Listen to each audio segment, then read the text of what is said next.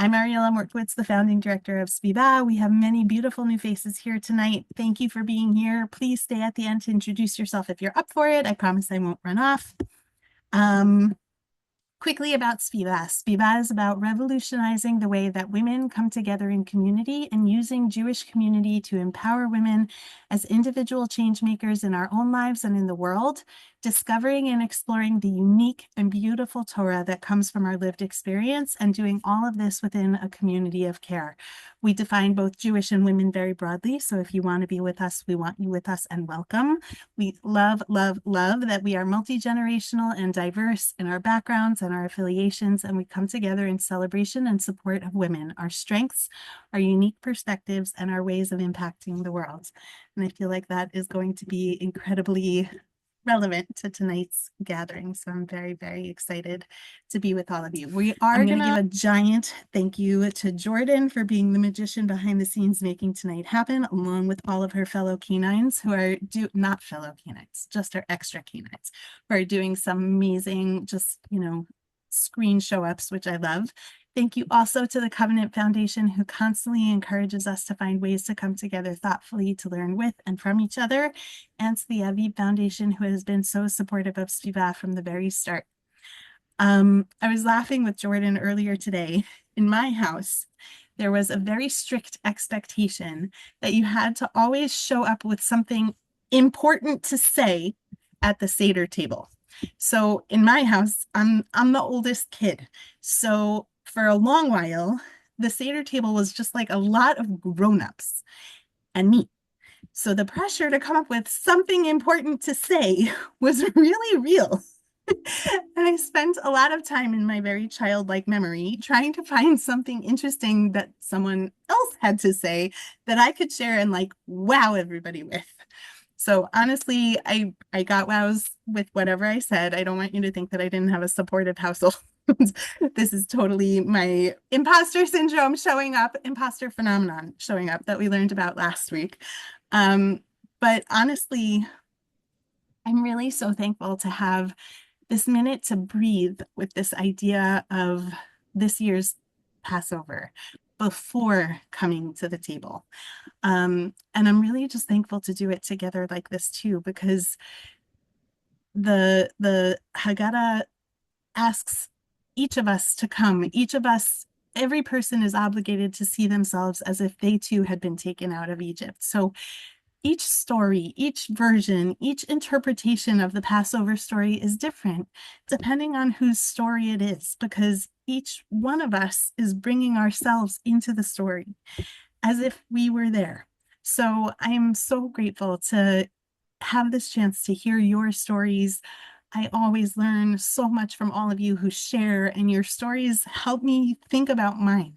So tonight I'm coming with a heart, and with my heart and my ears wide open, just to listen to your beautiful stories and important stories.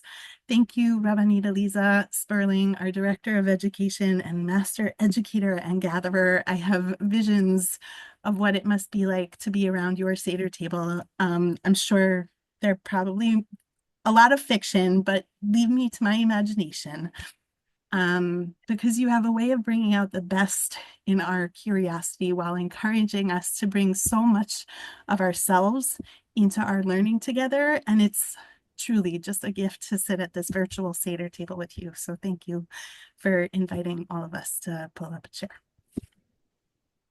Thank you so much, Ariella, and thank you for everything that you do for SVIVAH, for being the heart and soul of SVIVAH, and for thinking always about ways to help Jewish women.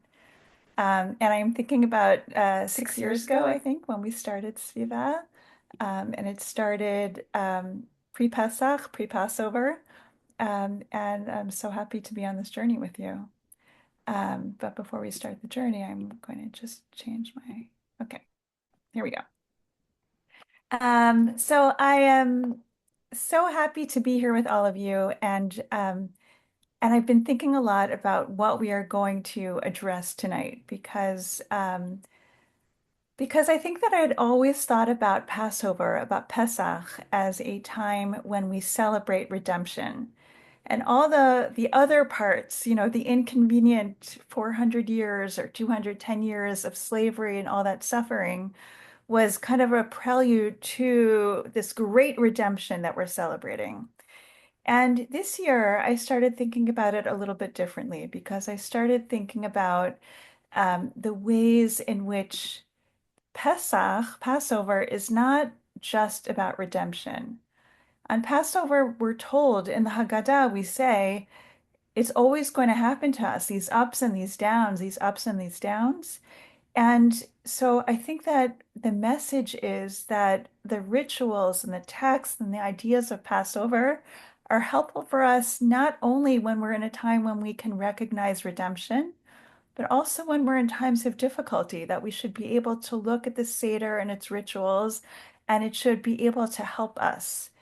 And I know that we have not had the easiest year, both in terms of Israel and America, and people may have had their own personal difficult years. You may have had issues interpersonally, you may have had family issues, you may have had medical issues.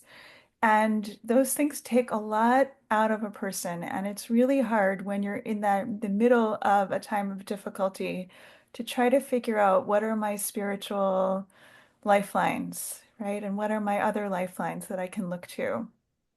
And when you make your way through and when you make your way out, I think sometimes you also look back and you say, what that time in my life, what can I take from it? What do I want to bring with me as I move further on in my life? So I think that I've been thinking about this a lot personally, and like a couple weeks ago, I saw Avi Weiss's new Haggadah. He has a new Haggadah. It's called Yehi Or. And I heard him speak about his Haggadah, and he was talking about the ways in which his Haggadah is not only about redemption, but it's also about suffering. And I was so moved by that. I was so moved by the thought that Passover is not just a celebration, but it's also kind of a guidebook for us or a way for us to think about going through times of suffering or going through times of difficulty and how we can get through those as well. So tonight I'm going to teach a little bit about some of the rituals in the Seder and how they relate to walking through difficult times. We have the incredible privilege of having Rabbanit Alyssa Thomas Newborn here, who is going to teach us. She's going to teach us texts, and she's also going to reflect on her work as a chaplain. And then we are going to have some conversation between Rabbanit Alyssa and Rabbanit Dahlia and I, and hopefully many of you, about some of the ideas that came up in the teachings. And then we'll have some time for all of us to kind of have our own little Seder together, or our own little discussions about Seders past and present and what we're looking for. So, yeah. Okay, so I want to get started by talking about the beginning of the Seder. So on Saturday night, if that's when you do your Seder, I know some people um, do it when it's good for family, but if you do it at any point when you do the Seder, um, we'll have Kiddush, and then we'll wash our hands, and then we'll dip the vegetables into the salt water. And then we have this part of the Seder that's really shocking. And I think that it's not shocking to us anymore because we do it every year. But imagine, right, that you had a, I don't know, a Thanksgiving dinner, and what you did at the beginning of the dinner, before anybody went around and talked about what they were thankful for, is that you put the turkey, you picked up the turkey, right? Just imagine this is a turkey, right? And you just, right, you tore it in half, right? You just broke it. Before you said anything, before you did anything, you just took the symbol of the day and you tore it in half. You broke it. That's what we do in Yachatz, right? We take the matzah and we break it. before we say the four questions, and before we sing Manishtana, and before we say anything about the Seder, the first thing that we do right before the discussion section is that we break our matzah. And I think that this is such a powerful image, right? The first thing that we do is we break. So the Talmud tells us why we break the matzah. The Talmud says that we break the matzah because our matzah is called lechem oni, the bread of a poor person. A poor person doesn't have a full loaf of bread. A poor person has only part, right? Part of a loaf, part of a matzah. They don't have the whole matzah. But I think that we can go even deeper, right? Because let's think about what we do in this yachatz ritual, this breaking of the matzah ritual. We break the matzah, right? And then we have two halves of the matzah. One is always like a little bit smaller than the other, right? Then, of course, we never remember which one we're supposed to hide away and which one we're supposed to keep, right? So we check our Haggadah, right? And it turns out that we're going to keep with the other matzahs, we'll keep the smaller piece, and the bigger piece we hide, right? And this is where the whole fun of the afikomen comes in, where you take that other piece of the broken matzah and you hide it, okay? Or maybe different people have different traditions. Maybe you hide it and then the kids try to find it and then they hide it, right? And then that broken piece of matzah is only eaten at the end of the Seder. Okay, so let's just think a little bit about what that means, right? Sometimes we're so used to rituals that they lose their symbolism. But what we do is we take the matzah, the symbol of the day, we break it in half.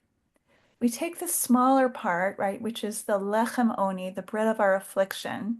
We take the other half and it gets hidden until we start to sing and talk about the redemption, until the redemption part of the Seder, which means that we experience the difficult times and we hide away the redemption at this point.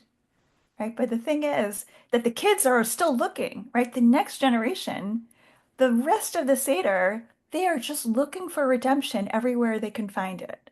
Okay, so while we are experiencing the difficult times, there's still always this knowledge that there's this bread of redemption or matzah of redemption that's hidden away somewhere and that we know that we are going to get to it at a certain point. Okay, so think about that symbolism, right, of what we're doing. Now, the other night, actually, it was just last night, but it feels like a long time ago. Um, my daughter Orly and I were doing an art activity at her school. And because I've been thinking about yachatz, about this breaking of the matzah so much, I said, well, why don't we do a little painting? We were painting together. Why don't we do a painting about matzah and about yachatz? So I want to show you what we came up with, not just because I'm very proud of my daughter, but this is what we painted together. You able to see it? Yeah? Okay, great. So here you have on this side, you have the matzah, right? And over here it says avdut, slavery, and over here it says cherut, freedom. And we showed how it was broken. And when we started to think about things that are broken on Passover, on Pesach, we started to realize how many other symbols of brokenness there are on Passover. So, for instance, over here, you've got the people walking through a broken sea, right? Um, through the sea in order to get to the other side. And we started to think about the ways in which brokenness can take you someplace. I'm going to stop the share,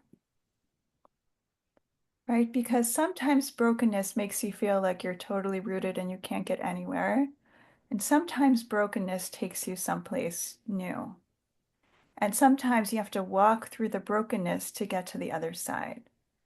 So I want to ask you, can you think of other symbols of brokenness, either on Passover or just in Jewish life or in the Torah, So I want to reflect a little bit on this idea of brokenness. You could put your answers in the chat. Yeah. Oh, okay. Beautiful. Right. I see a lot of answers. The original tablets, when we get the tablets on Mount Sinai, right? They're broken. And they're almost like immediately broken.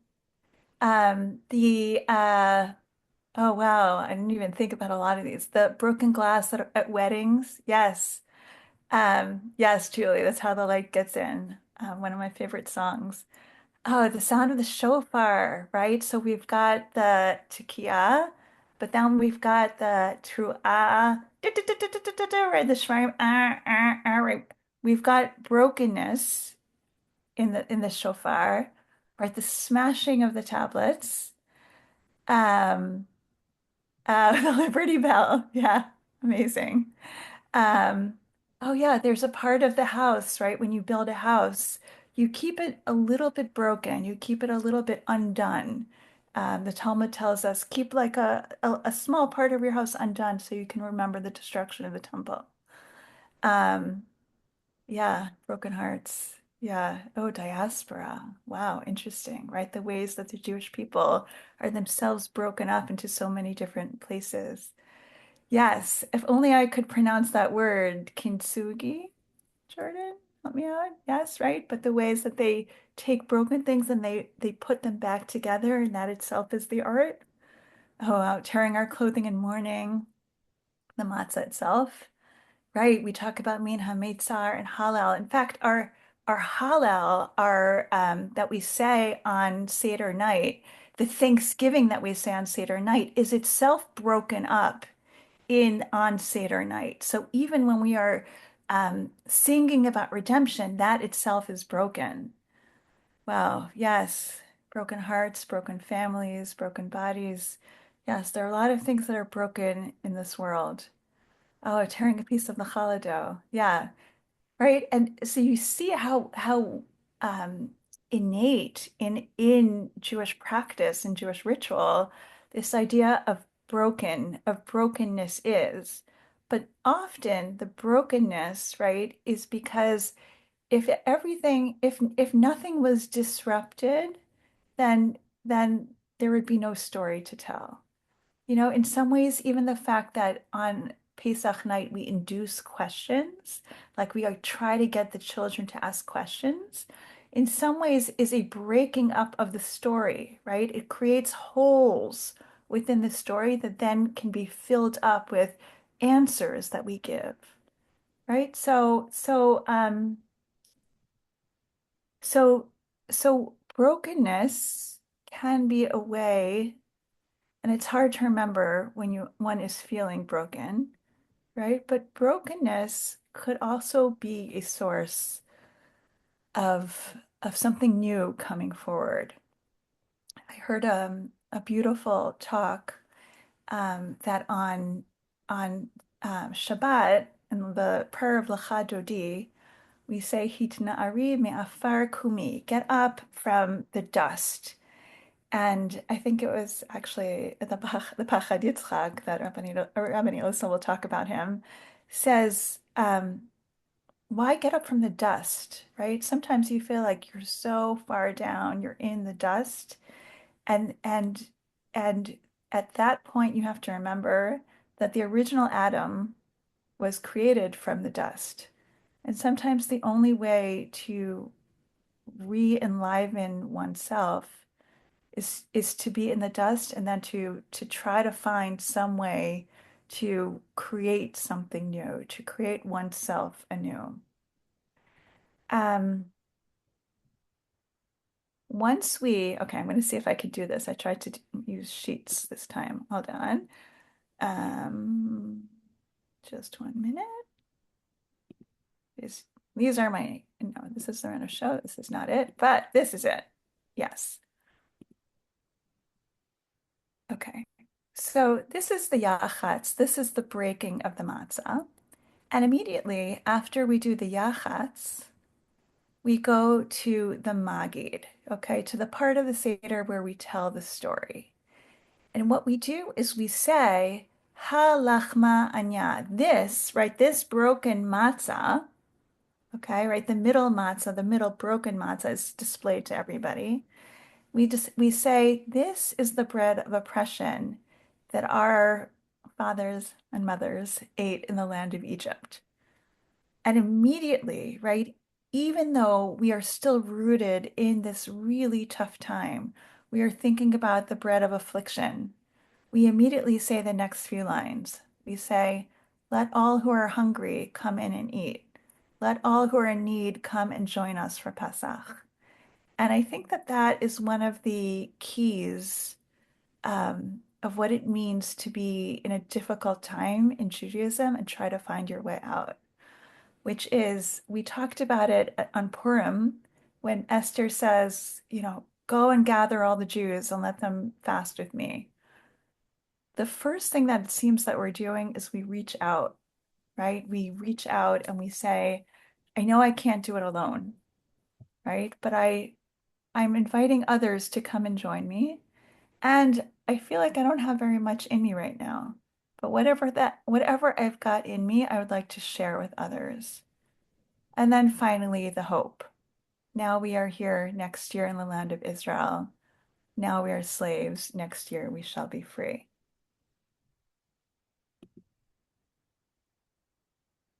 Um, Ariella, do I have 4 minutes left? Okay, great. So I was also going to talk about Harusa tonight, but I don't think that's going to happen. I will just say very briefly that that Harusa, which some of you listed as the thing you like most about Passover, is also one of those symbols of what it means to be in difficult situations and to try to find your way out. Because in the Talmud, they talk about what is the meaning of charoset. And we have one opinion that says that the charoset is a remembrance of the apples or the fruit in Egypt. And the question is, what are you talking about? What fruit, what apple tree in Egypt? And they tell a story in Tractate Sota about these women who these Jewish women who at the time of slavery went out and they went to the stream and they gathered water and fish. And then they cooked the fish and they brought it out to their husbands out in the fields who were totally dispirited, who had no life left in them. They were so um, frustrated and they'd given up. And the women go out to the men and they feed them this hot water and fish and they wash them and not the fish, they wash their husbands and they anoint their husbands. And in the end, they sleep with their husbands in the furrows of the field. And out of this, they become pregnant and then they go out secretly to the apple trees and they give birth under the apple trees. And the Midrash says it is in merit of these righteous women who are able to go out and become pregnant and give birth to these babies under the apple trees that the Jewish people were saved. And I guess what I want to take from this and is that sometimes you think like I'm so low down, like how am I ever going to get anywhere? Right? I don't see the end. I don't see the redemption. But I think the story of those Jewish women is that stories of redemption don't happen with people seeing the end of the end story. And it doesn't necessarily happen when you do the grand steps.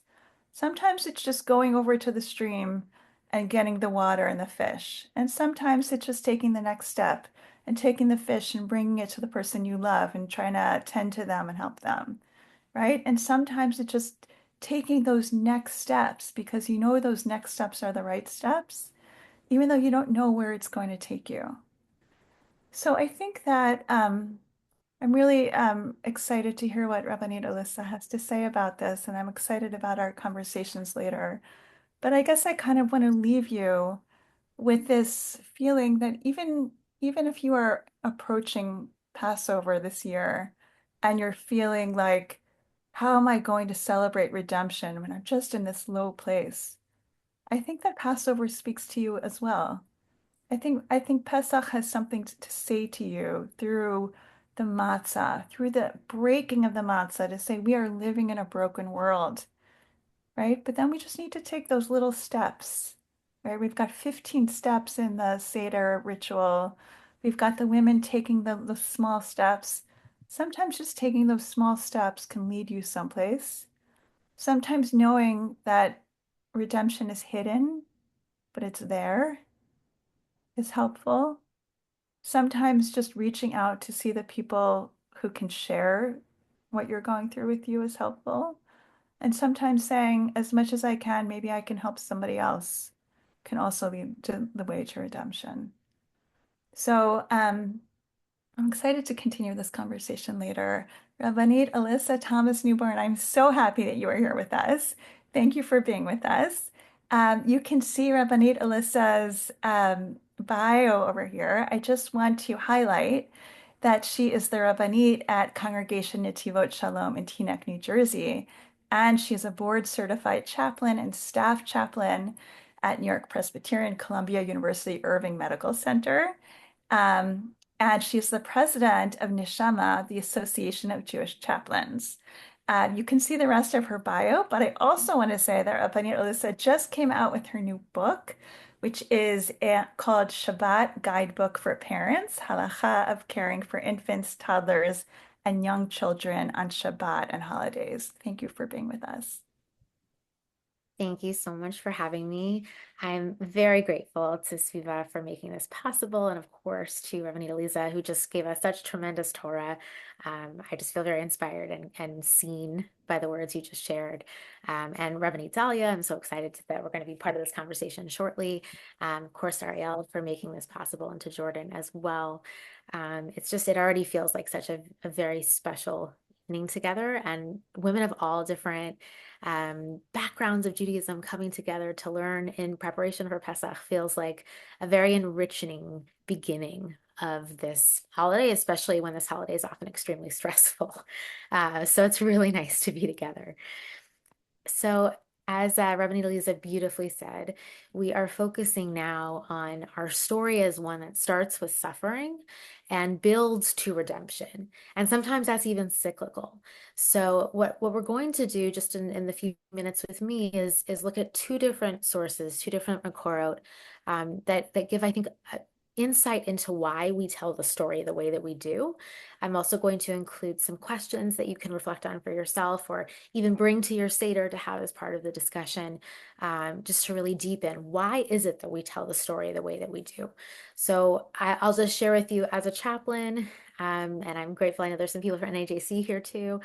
As a chaplain, I've always really connected with the fact that spiritual care, pastoral care, is about stepping into some of the holiest and most broken moments in a person's life, and the privilege of being allowed into that space. I always have seen it as the Kodesh HaKodashim, the holy of holies for a person. And often the structure I think about in a pastoral encounter, when I think of a pastoral assessment for myself, there's really three things that I strive to do. They don't necessarily happen exactly in the same order, and they don't necessarily happen in the same way for every chaplain. There's many different spiritual assessment tools that are out there. But for me, the framework is thinking about telling the story of suffering, accessing spiritual resources, and providing a supportive presence. So there's not necessarily an answer to why we go through things we do or things that we do, and to have someone come into the space when we're in the midst of suffering and try to give an answer can also be very traumatizing and can also make things much worse. But witnessing, hearing another's story of suffering, I think is it's a gift when someone allows us into that. And it's also a way that we help them access their own spiritual resources, and we provide a supportive presence. So I'm just really going to focus on that first piece of telling the story of suffering. When I think about, the Jewish shita or perspective, I'm very, very struck by the fact that not only do we start our story of Pesach with our suffering, but everything is, it comes from we start the Jewish day at night. We don't start in the daylight and then go into the evening. We start with when the sun sets. That's when our day begins. Even and this is in Parshat Bo, which comes up in the context of the 10 plagues. We receive the mitzvah of Rosh Chodesh, of observing the new month, and the way that the moon waxes and wanes. Our beginning of the month is when it's at its smallest. And the Netivot Shalom, which is one of the like Hasidic commentaries from the 20th century, explains that this is really like a Jewish ethic, that what we do is we start in a place of darkness and we build to the light. There's waxing and waning, but it's not just that our story starts with darkness and builds to light, metaphorical darkness and light. We are in a cycle. There's a day that starts with night and becomes light, and then becomes night again, and then becomes day. And so I think part of what our tradition teaches us is how to deal with those ups and downs that Rabbanit Eliza was referencing before. Tell the story the way that we do, it relates to our lives. It relates to being human. And certainly this year, as Rabbanit Eliza beautifully said, this year, the past 18 months, we are holding so much, whether it's about Israel, whether it's about America, whether it's about even our personal lives. We are holding a lot as we walk into the Seder and thinking about the things. I know someone in the chat at one point had mentioned really beautifully that this was the time of year when she lets go of the things that are like the bondage, the things that are holding her back. The fact that that we are using this time to actively choose to enter into our stories of suffering, and then from there learn how to tell our story, I think is it's not unique to this year or a year and a half. It's something that as Jews, I think is a source of tremendous resilience, and it's also how we connect with each other, how we help each other feel seen and heard. So I'm going to start just by sharing my screen briefly, and I'm not going to have the sheet up the whole time, so don't worry about that. Can you see this? Is that good? Yeah. Okay.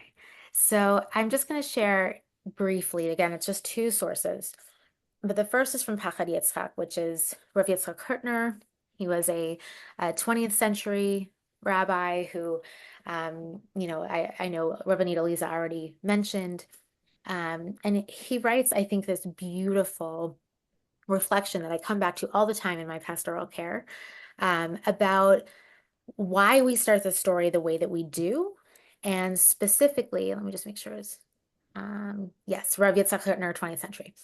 And specifically that what the obligation is according to our rabbis, according to our tradition. And there's a machloket, there's a disagreement about how we do this, but we have this chovatah, the obligation we have of the sipur of Yetziat Mitzrayim, the telling of the story, which is, that's like the point of what we're doing at the Seder.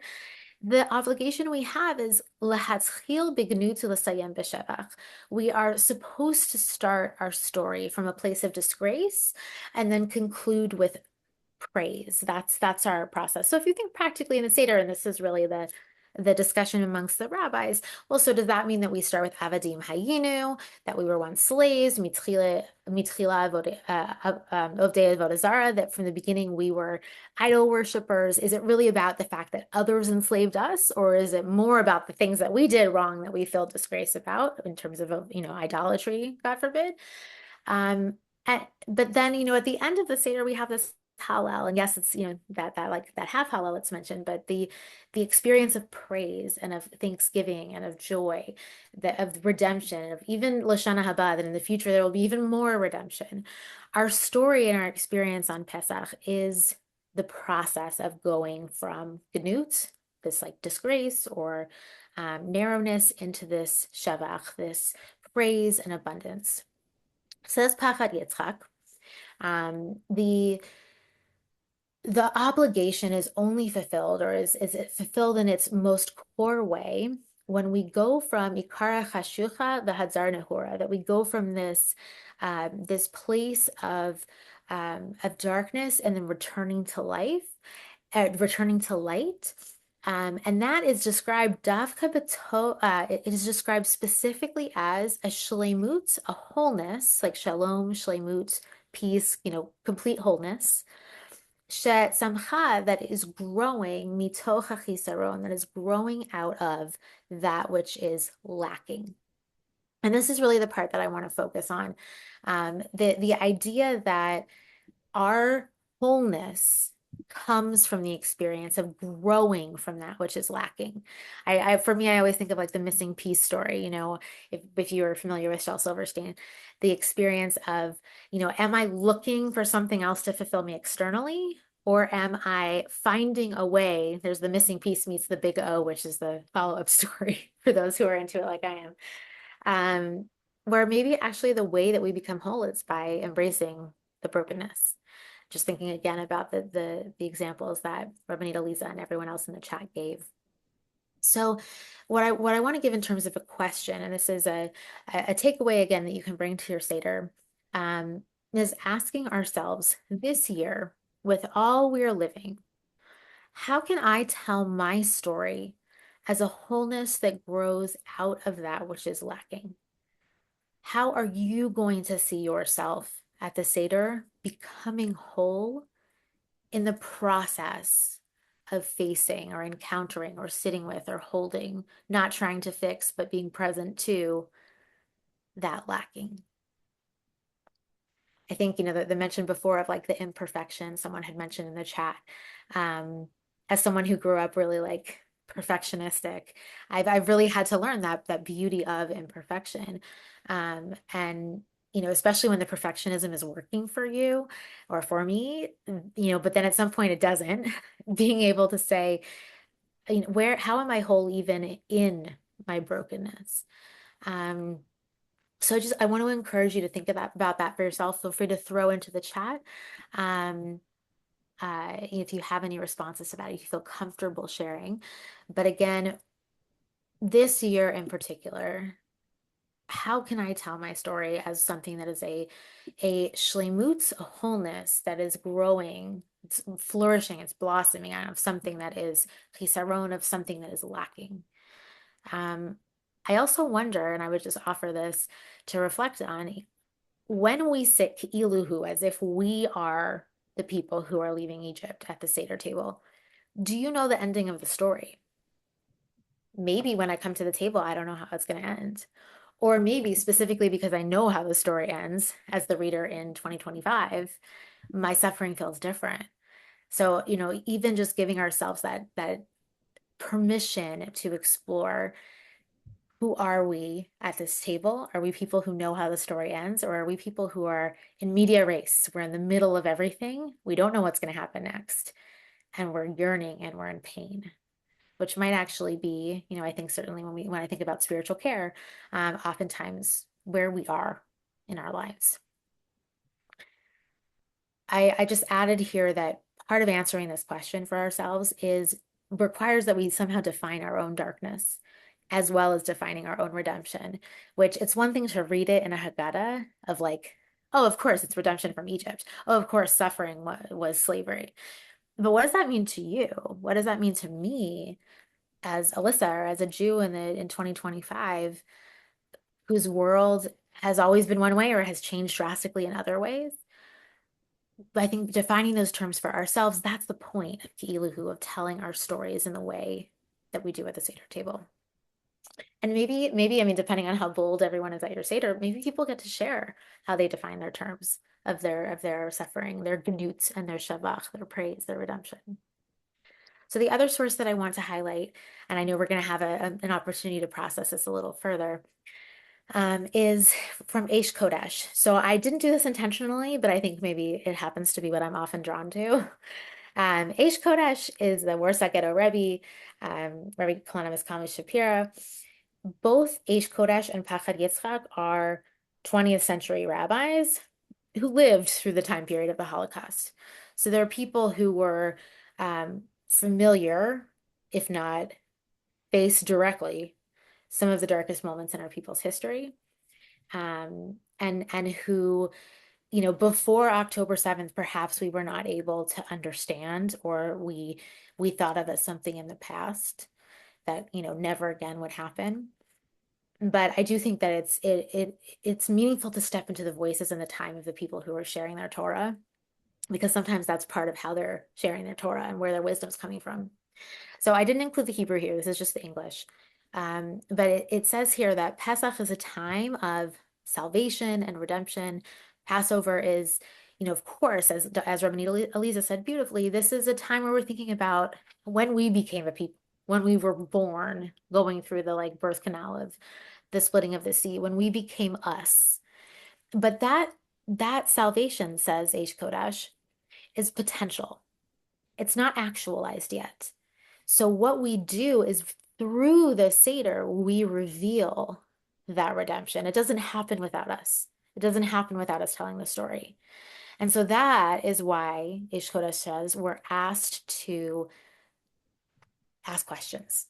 There has to be, whether it's with children or with adults. Even there's an interesting halacha that, a Jewish law that even if you're alone doing a Seder by yourself, may no one have to do that, but if you are, so someone may be alone. This was particularly interesting during the pandemic, that we still have to ask questions, even if we're just with ourselves. So the point, says Eish Kodesh, is that the asking is what reveals the salvation and redemption, that otherwise we're just in our minds. That we're hypothetical or conceptual, or something that we're reading externally. Our asking actualizes them. In order that you remember the exodus from Egypt all the days of your life, the Haggadah says this includes the time of Mashiach, meaning this includes the future redemption, but the language is lehavi, which is to bring. We have to help bring the redemption. We do that in partnership with God. It's something that we're actively a part of, not something that we're just passively receiving or something that's in our past. So I wrote here, take a moment to write your story, whether it's right now if you feel like you have the capacity to do so. It could also be before Pesach, before your Seder, at another time when you maybe light a candle, meditate a little bit, maybe do some yoga, and then write this. But what does it look like for you to tell that story this year of going from Ganut, from suffering, into Shevach, into that praise? What are you doing to do that? And what I put here is try to write it in the form of questions, where you're asking a question and then you're answering yourself. So this could be, again, something that you do at the Seder as well. I think there's so many moments in the Seder where we could pause and take this, beautiful break, again, as Rabbanit Eliza said. But the experience of asking ourselves a question, listening to ourselves, and then answering ourselves, I think in and of itself is a revelation. That is the sort of the therapeutic process that the Seder gives us. And it's something that we give to each other when we sit at the table together. So again, these are two sources that I think give us, especially given their context of the times that these two rabbis lived, a window into how we approach our stories as stories that start with suffering, that end with redemption, and yet are part of the cycle of life where every Jewish day in the calendar starts at night and then goes to light and then goes to night and then goes to light. It's almost like we have to build a muscle to live in the reality that we live in. And as someone I think put in the chat too, we're partners with God in bringing about this redemption. So I want to encourage us, and I know we're going to take some time in a little bit to discuss more, but I want to encourage us to embrace ourselves right now, because each of us has suffered. No matter where we're coming from, no matter our Jewish background, no matter where we live, it has been a hard, hard year for you. It's been tough. And we've had loss and we've had pain. And also we may have had some really wonderful moments in our lives too that we don't have to feel guilty about, though as Jewish women we often do.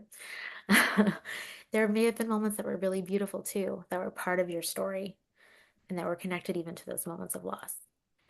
So I want, before we move into a discussion, just to pause for a second and just for a moment of silence, very briefly, just to embrace yourself and maybe extend that embrace to someone else on this Zoom, that this has been a hard year.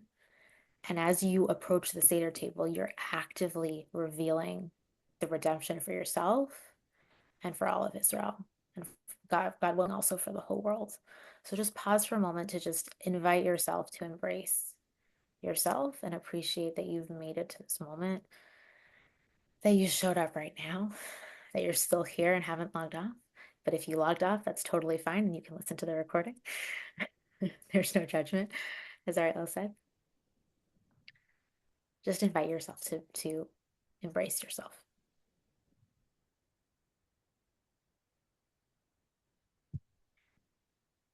So coming from that place of embrace, I'm going to turn it back to Rabbanit Elisa for us to move into the next step of this journey together. Thank you so much, Rabbanit Alyssa. I also want to invite Rabbanit Dahlia. And while we're waiting for Rabbanit Dahlia, oh, hello. Hi.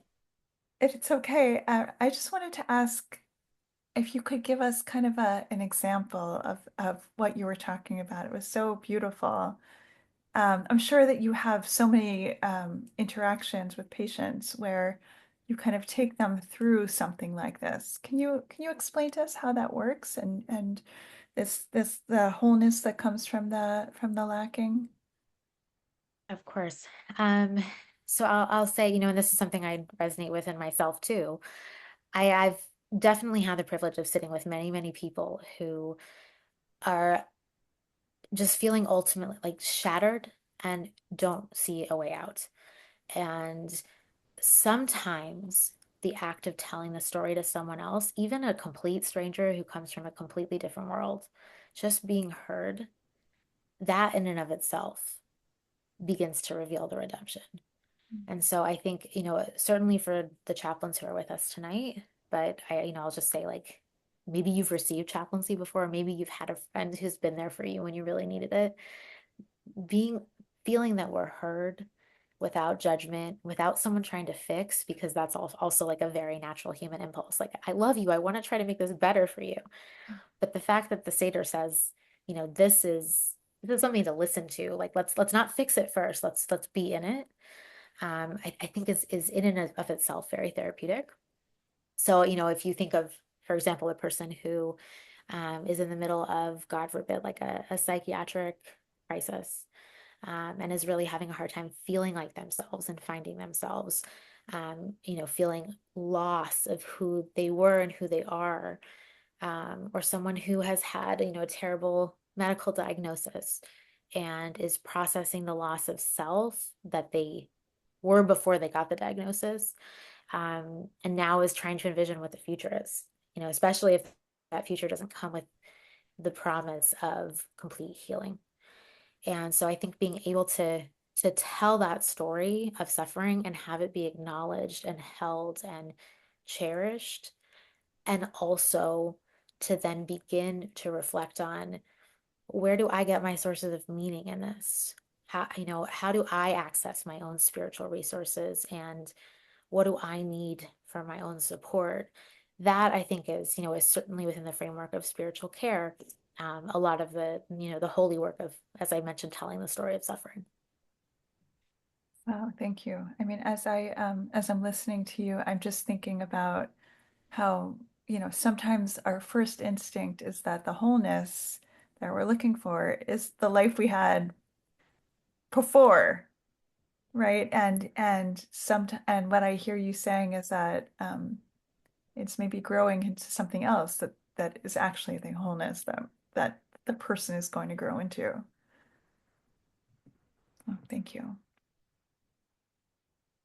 As I was listening to you both, a question came to mind that actually one of my eighth grade students asked me, and I was stunted. I didn't have any answer for her. So I would love to hear both of your thoughts on this.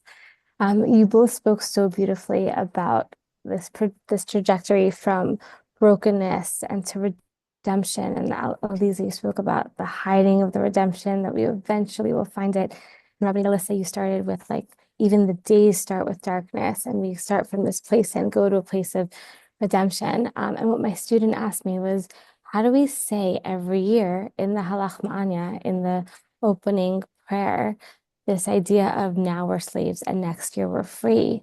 But then we do that again the next year and the next year and the next year. And it isn't this like linear thing, it's this cyclical. It's just so cyclical, like you mentioned, Rabbanit Alyssa. And I'm wondering if you've experienced talking to people who are just having like almost like suffering fatigue and feeling like I've been here before and then I get out, but then I'm back here and we're back here again. And how can the Seder help us kind of work through that fatigue and feel like even if we come back, it's still worth working towards that redemption? I'm going to let the professional take it first. You're also a professional. No, I think my immediate response is, that's somehow we still show up to the Seder every year. Like everyone is here on this call right now. Um, it's almost like when we read the Parsha, whatever Parsha it is throughout the year, we're reading it again, like we're bringing a different self to it. So it's almost like a different person is being redeemed because I've changed so much in the last year, and this whole process for me is different. And at the same time, I think that, we can definitely feel beaten down. I mean, I think that's, the example that Rabbi Elisa gave in the Midrash is people who were feeling like there was no hope. They had been beaten and beaten and beaten for hundreds of years. Why was anything going to change now? So I think that as was said in the chat, the, different challenges each year, hoping, continuing to have hope and freedom. There's something in the Jewish spirit that we are built to continue to hope. I think of, Viktor Frankl and his Man's Search for Meaning, that like the source of many people's meaning is actually their response to the suffering and horrible things that happen in the world. Like that's where our tzedek, our righteousness, and our goodness is often reacting to. So I think I almost have the feeling of like in benching and the blessing after having bread. We say like there's a line at one point where we mention that God has fulfilled everyone who's hungry, but we also know that that's not true because there are certainly people who are hungry. And I think, I've definitely heard students ask that question of like, but isn't that wrong? I do think sometimes we say things in our tradition in the affirmative, but it's a prayer. It's almost like when, the more modern thought of like actualizing something, like just focus on it becoming something and it will become real. Like we're saying to God, the world should be such that everyone can say every single time they eat bread, everyone's satisfied. And we're also prompted to then go from our prayer to try to make the world more like that. So there's burnout. I think that it's something that doesn't have to be denied. Again, sort of almost like the revelation of support comes from naming that it's there. So I appreciate that you were there for that student. Yeah, I mean, I would just add on to what you said, but I agree with everything you said, and I would add that a teacher of mine once said to me that the advantage of being Jewish is that you get to wear different glasses. Like you get to see the world with your eyes, and then you get to put on, and I guess she had sunglasses in front of her. You get to put on sunglasses and see the world in a different way, right? Which is what I think is one of the most amazing things about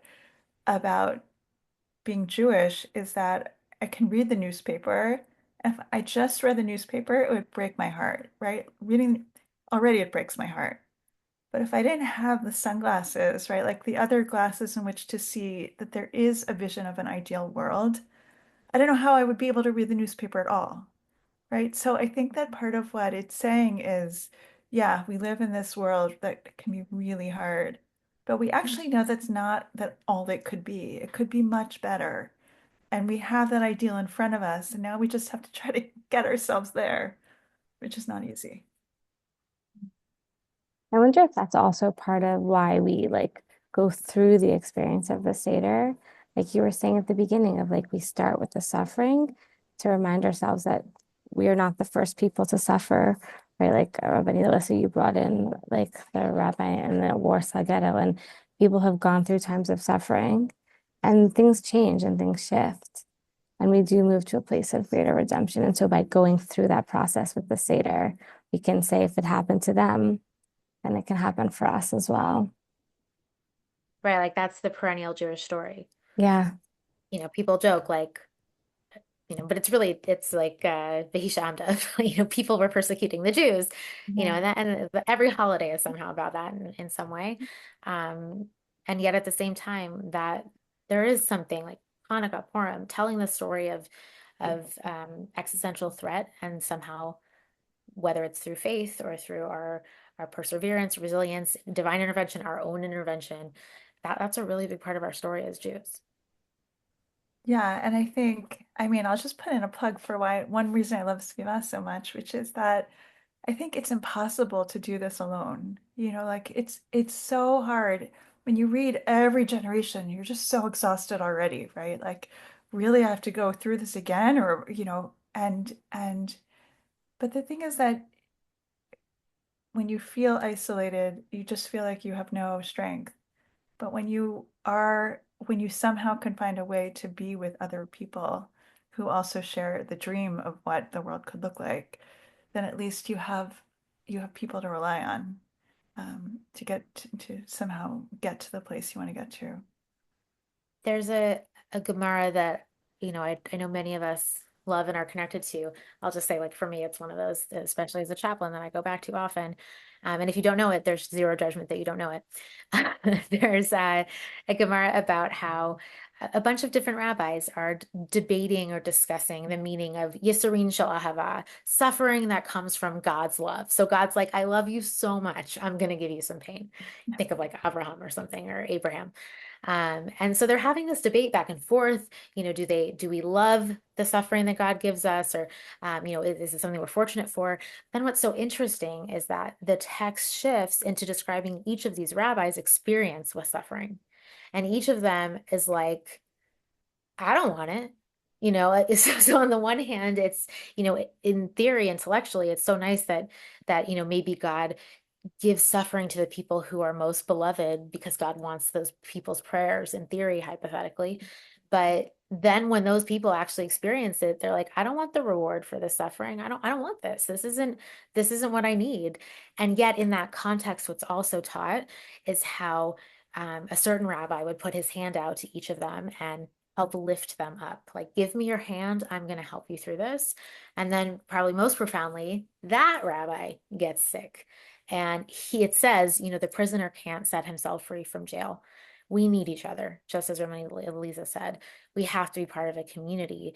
And, you know, would it be great if we lived in a world without suffering? Yes. And I know someone actually mentioned, you know, maybe that's how we appreciate things. But in the world in which we live, which is imperfect, which is broken, what are we going to do with that? I have to tell, oh, sorry. Sorry, Ebony Zalia, go ahead. Um, it's so amazing that you just mentioned that piece of Talmud, because I have to share that this morning I learned of a dear person that I care deeply about, who I haven't been in touch with in years.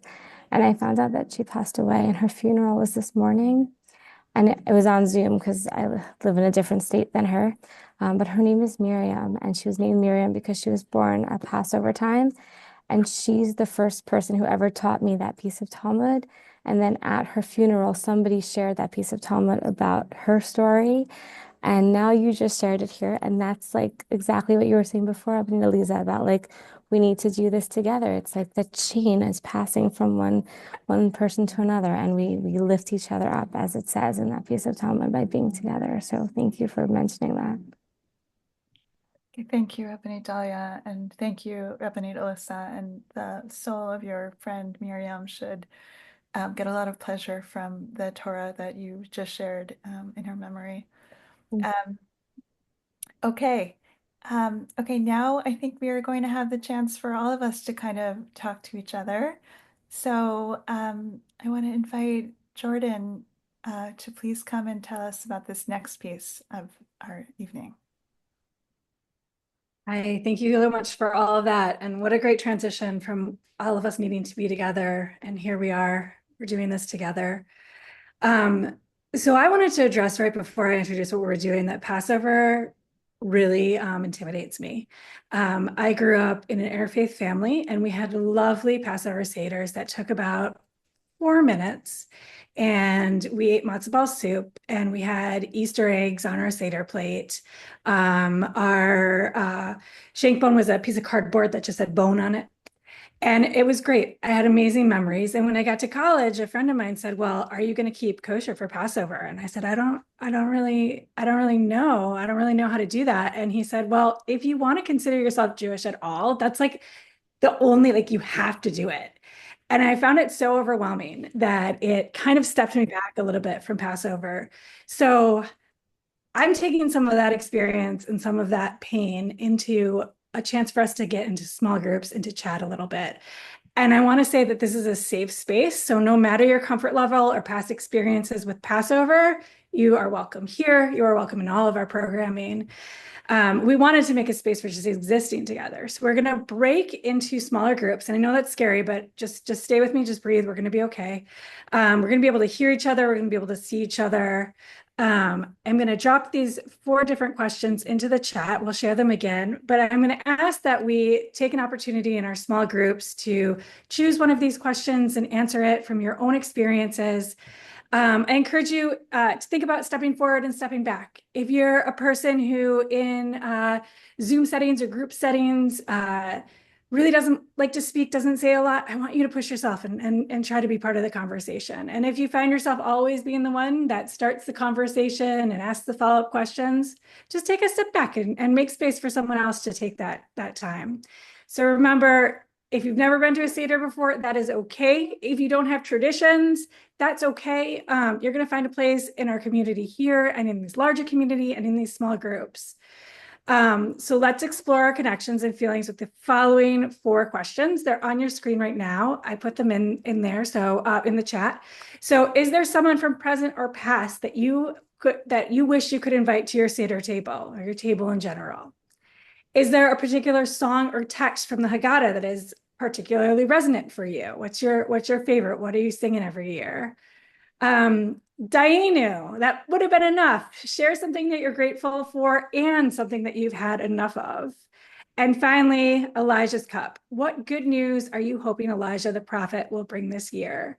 So we're going to have about 10 minutes or so in small groups. We'll give you a heads up when it's time to come back together. And I am going to press the button now. And it's going to take you to your group and just have a chance to chat together. All right, ready? Here we go.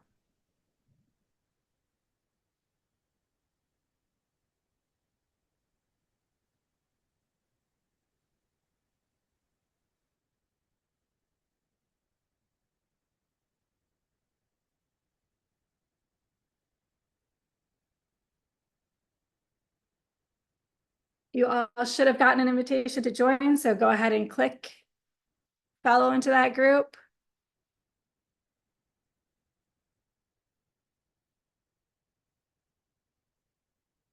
If you're still here with us, if you want to just shout, if you're having trouble getting into your room, or let us know how we can support you. Otherwise, we can move you into your groups as well.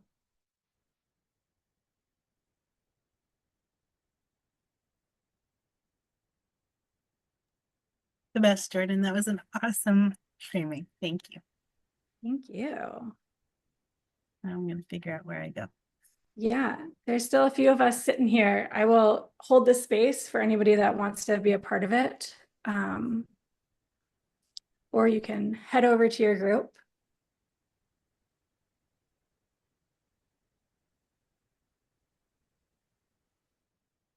Hi, Ariel. Is it okay that I came? Yes, thanks for joining. Hi, Ariel. Hi guys, it's so good Hi. to see you. Okay, don't let me interrupt. I'm here and listening. We were just saying hi and where we're from and how we're doing. Okay, I can listen to that. Yeah, you missed it. Where are you, Ariel? Washington, D.C. Oh, Yeah. like Denise. Yep. Mhm. Okay, That's cool. right. Riel, where are you? I'm in Vancouver, Canada. Beautiful. I've only been there once, but it was lovely. Today it's full of flowers. It's just like blossoms like crazy everywhere. So It's nice. beautiful. Yeah, I went for a walk and all the daffodils were saying hello. Aw. It's such a cheerful flower. Mhm. So cheerful. Yeah. It always makes me think of Alice in Wonderland. Mm. It's so different than the discussion of suffering. I know. I Totally. actually, I'm like, I think we needed a little bit of a moment because I know. that Thinking. conversation was so heavy and so much. And it's like, hi, what song do you like to sing Daffodils at your was such a Seder? beautiful image after all that. Is there a question that people want to talk about in particular? It's a choose your own adventure. So you can pick anyone. Yeah. Did any of them stand out to anybody in particular that you felt called to answer? I'm gonna go back to what they were. One was about songs. Right. One So was is there somebody who from your past or present who you would want to invite to your table, or a favorite song or text from the Haggadah that is meaningful to you? Dayenu, something you're grateful for and something you've had enough of. And what good news are you hoping that Elijah might bring?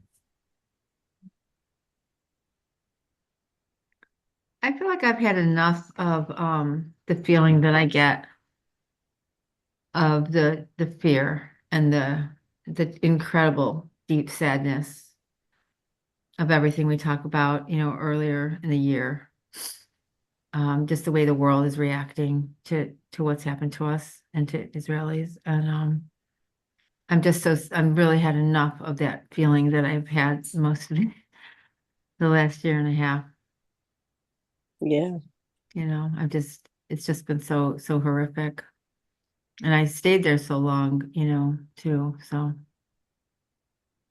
What do you mean you stayed there? Oh, in I that. stayed, that feeling didn't get to pass. Sometimes you go through trauma or crisis and at some point it alleviates, but and especially when for me with the Bebus, it was just as the worst after all that, like you just can't believe how much you can hurt and how much those feelings and sensations can be there without relief, really, because for me, the reality hasn't changed much. But at the same time, I'm so grateful for like us talking together and sharing. And I'm not just saying that because Ariel's here. I mean, I really am. I was so alone. Where I happen to live, I have a lot of Jewish people I know who weren't talking about this. They don't talk about the hostages at all. And I don't, I felt very separated from them because I can't understand how every time we talk on the phone, this isn't what we're talking about. And it's like they're not part of that either, that news of it, and sort of took the other approach. And so I am so grateful that there is a way to come together, like feelings and minds about it. And like this, even this discussion tonight, it's like, how do we have this as a people, this suffering over and over again, the same, justifying our existence almost. I'm very grateful to have a forum here to laugh and joke, but also to have this and to think, the sisterhood, we're Jews together. It's really beautiful. I get thankful for Eliza, who constantly has, but like, there's something better out there. And it's like, she even tonight, like me listening to everybody talk about suffering and it's shaping us and we find ourselves in the suffering and all the things. And then Eliza will just like pop in. And I don't want to, I get that and I feel that deeply in my bones that that's so much of our peoplehood is defined by all of these terrible things. And it's like, is that really who we want to be? Right. It's thrust upon us. Yeah. But then Eliza will pop in with a reminder that like our job is to look for those moments of redemption and that those glimpses of something better that we're all supposed to be working toward, and we can see it and we can find it's our job to look for it, to like clear speaking of your daffodils, like clearing out the debris and make room for it and see it and find it in each other and encourage it in each other. And like, I like that I get to hang out with Elisa. But you can see where the resiliency is built into us. And some of what was talked about today shows how, the idea of brokenness and, we've talked before, starting with the day with the night, with the darkness, maybe the cold. And that's maybe how we built in this incredible resilience. I mean, I'm just never so much in awe of any people, and not just because they're my people, but how the Israelis handled it and how the experience that they've been through, the hostages and also the soldiers, and it's just unfathomable what they were able to endure. Like, how could any human endure that? And you look at all of them that did, and that's something to be so proud of, and also not just proud, but to take solace in, like to think that's in us too. Like I think that's in me, that's in us, that's in our blood, our history, our ancestry, and it was built on these traditions, this way of thinking. Yeah, I was thinking about just like about the hostages during this time, just that like when somebody was talking about like, the exhaustion of like the cycle of every year and all the time, and it's like every day for them, every minute for them, but I don't know how they could like, partly that might be because like when I looked at them come out, I'm just like, how? Like, how did you even do that? And this might be part of our, like part of it. It's just like that we're like, and then there's redemption. It's like that's our story. It's like it gives us that hope. It's like, okay, we go through this. We go through the slavery, we go through the hard time, and then it ends.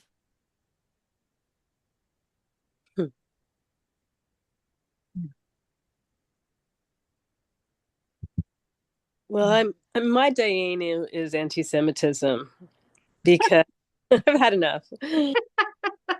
Um, you know, I hear you guys speaking, and it's beautiful everything you're saying. I just came from listening to the hostages speak. I don't know if you saw that. I know. I'm so glad you went. I was like, how did we miss this Well, yeah, timing? I was zooming, but like whatever. They went really late, so it was kind of hard. I was trying to listen to both for a while, but it's so heartbreaking. But for me, I mean, I can't believe we're in this kind of wave of anti-Semitism internationally that we have been through in this past year.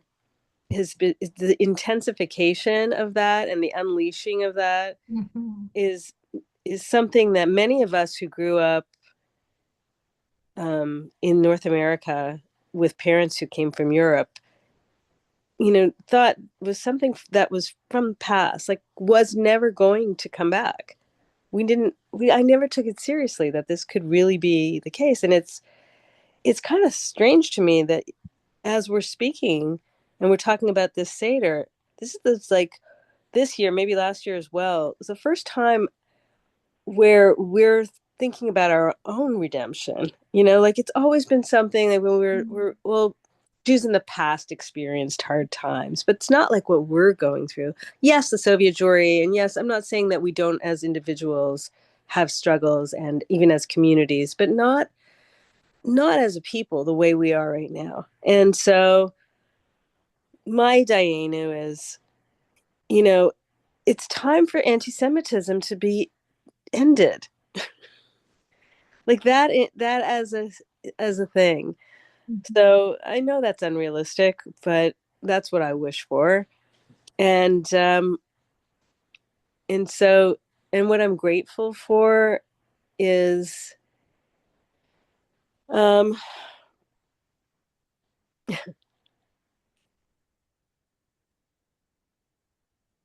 I'm grateful that we're that I still believe that there's more goodness in the world than there is evil. And um and being able to be with you guys and talk about the things that we're talking about, and have a tradition that we have that asks us to remember what it's like to be slaves and to feel to be in a narrow space. All of that, I is great. I am grateful for, and is a light and hope. So that's mine. Who's next? Yeah, I mean, what you're saying like really resonates too, just about how, you know, I just remember every year at Pesach, you know, we would talk about whoever in the world was suffering and going through oppression and hard times. Like that's what we would do. You know, we would say we would take time to talk about that. Right. And this year it does feel like us. You know, it really does. It's like and other people, but we're but us too. Us too. Yeah. Yeah. And that's different. That's yeah. Mm-hmm. I really, the hanging on to hope for me, the reminder to look for the hope and to hang on to the hope for me is something that I need to look into and understand why I forget too easily. And like I slip into the darkness and get too comfortable there and wondering why, and the woe is us and all of the things. But this past weekend, my daughter had, I was going to answer the question of who do you wish you could bring to your Seder? And so, no shock for people who have heard me before, I would invite my grandmother, who was like my buddy. Like I have two little sisters who I love now dearly, but like we did not talk to each other growing up. So it was like I was the odd one out. It was my parents and my sisters had each other, and then there was me. So my grandmother was like my buddy. And she was a Holocaust survivor. And the Seder was like, she used to host Seder and then she gave it up. But she would bring like, she never talked about her past. She needed to like have that very clear, I will not revisit that part of my life. But the Seder was like the one time when like she brought some of the pieces of her past to the table. And so I would bring her. And this week I actually went with my daughter. She had an assignment to go with a family member to the DC Holocaust Museum, which I hadn't been to in like decades. And so that was wild in and of itself.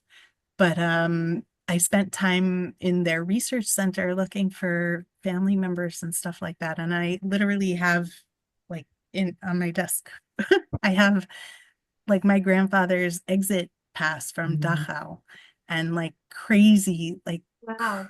like the stories that we heard, and I never firsthand because they wouldn't talk about them. Like it was through my aunt, through my dad.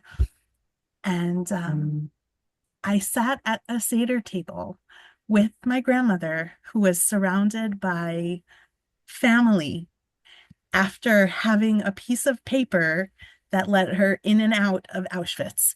And it's like, okay, we can do anything. I don't know why we have all of this crap thrown at us. And that's like a whole other for people smarter than me. But I know that we have, and we've done it. And it's so, I know that that is like tremendous pride, like you were saying, and strength and reinforcement. And also, like, I don't understand why, like, why do we suffer? Why do people hate us so much? Like, are we that bad? Like, I'm not that bad. I like you guys. I think I like you guys too. I like you.